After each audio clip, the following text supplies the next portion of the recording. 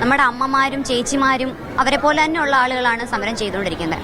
അപ്പോൾ ഒരു വിദ്യാർത്ഥി എന്ന നിലയിൽ എനിക്ക് ഈ ഒരു വിഷയത്തോട് പ്രതികരിക്കണമെന്ന് തോന്നി. അതുകൊണ്ട് തന്നെയാണ് ഈ ആശാ വർക്കർമാരുടെ സമരത്തിൽ പിന്തുണച്ച് ഞങ്ങൾ ഒരു കൂട്ടം വിദ്യാർത്ഥികൾ അവിടെ വരികയും അവർക്ക് വേണ്ടി ഐക്യദാർഢ്യം പ്രഖ്യാപിച്ചുകൊണ്ട് അവർക്ക് വേണ്ടുന്ന കാര്യങ്ങളൊക്കെ ചെയ്തു കൊടുക്കുകയും ചെയ്തിട്ടുള്ളത്.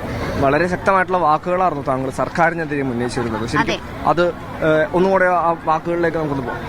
ഉറപ്പായിട്ടും തൊഴിലാളികളുടെ പേര് പറഞ്ഞ് അധികാരത്തിലേറിയ പിണറായി ഗവൺമെന്റ് ഇപ്പോഴും തൊഴിലാളി വിരുദ്ധമായിട്ടുള്ള നയങ്ങളാണ് ചെയ്തുകൊണ്ടിരിക്കുന്നത്.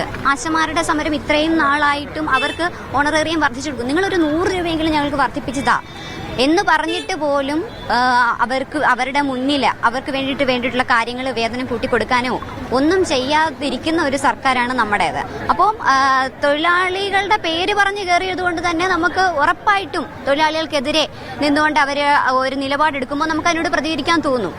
കാരണം ഞാനും ഒരു ഇടതുപക്ഷ ചിന്താഗതിയുള്ള ആൾ തന്നെയാണ്. അപ്പോൾ ഉറപ്പായിട്ടും സർക്കാർ ഇത്രയും നാൾ അവർ സമരം ചെയ്ത് അവരെ സപ്പോർട്ട് ചെയ്യേണ്ട സർക്കാർ തന്നെ ഇത്തരം നീചമായിട്ടുള്ള കാര്യങ്ങൾ ചെയ്യുമ്പോൾ നമ്മുടെ യുവജനത ഉറപ്പായിട്ടും ഇതിനെതിരെ പ്രതികരിക്കണമെന്ന്